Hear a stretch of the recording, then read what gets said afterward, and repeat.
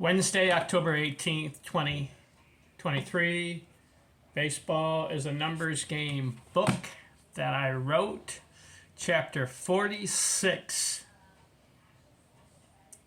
Best pitchers between 1910 and 1919.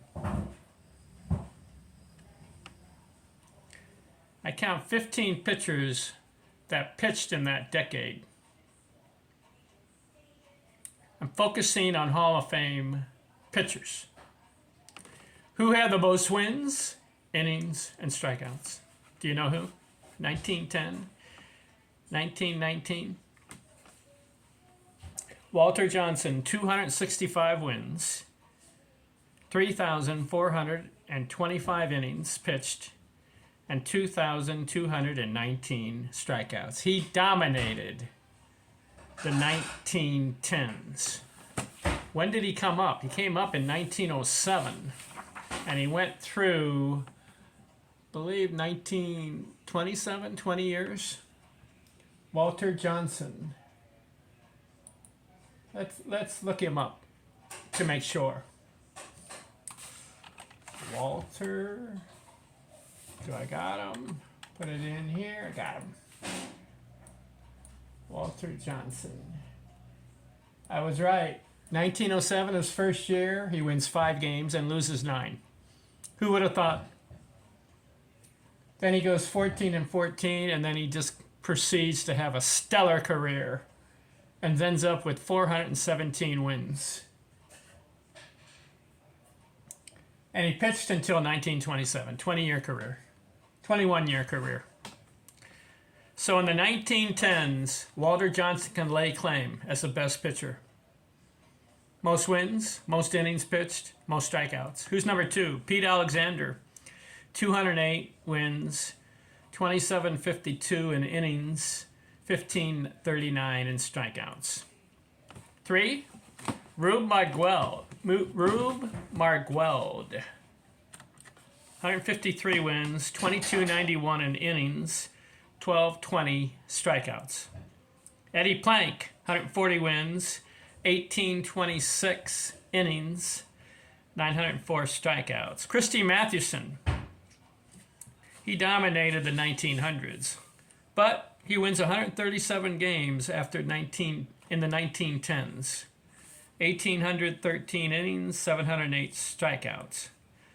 Chief Bender, 110 wins, 1,465 innings, 776 strikeouts. Mordecai Brown, 109 wins, 1,574 innings, 689 strikeouts. Babe Ruth started his career in 1914. 94 wins in the 1910s. 1,221 innings, 488 strikeouts. Can you believe this? Babe Ruth, 1,221 innings,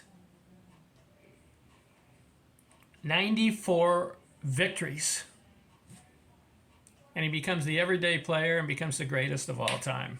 And yet he starts off as a pitcher. It's just incredible. Ed Walsh, 87 wins, 1,319 innings, 835 strikeouts. Stan Kovitsky, 82 wins, 1,148 innings, 423 strikeouts. Red Faber, 82 wins, 1,175 innings, 512 strikeouts. Epa Rixey, 76 wins, 1,318 innings, 581 strikeouts. Herb Pennock, 41 wins, 655 innings, 324 strikeouts. Some of these guys are just pitching toward the end of the decade. Burleigh Grimes, 34 wins, 690 innings, 287 strikeouts. And Cy Young finishing up his career in the 1910s. 14 wins, 289 innings, 113 strikeouts. So Cy Young, he does the 1890s, 267 wins. He does the 1900s, 230 wins. And then he does the 1910s, 14 wins.